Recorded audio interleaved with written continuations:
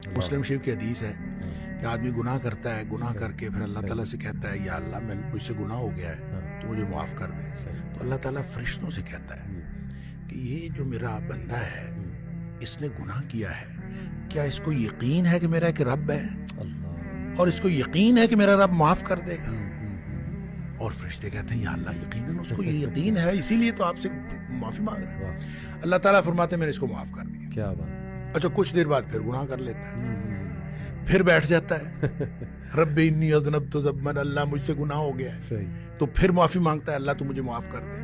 اللہ تعالیٰ پھر فرشتوں کو گواہ کر کے کہتا ہے کہ اس کو یقین ہے کہ میرا رب اب بھی معاف کر دے گا۔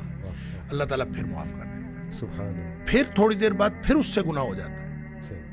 اچھا اس کا مطلب گناہ کے دوبارہ ہو جانے کے ساتھ اس کا تعلق نہیں ہے، اس کا تعلق آپ کی توبہ کی کوالٹی کے ساتھ ہے، صحیح، کہ آپ نے توبہ کس قسم کی ہے۔ اگر توبہ کی کوالٹی ٹھیک ہے تو گناہ معاف ہے انشاءاللہ۔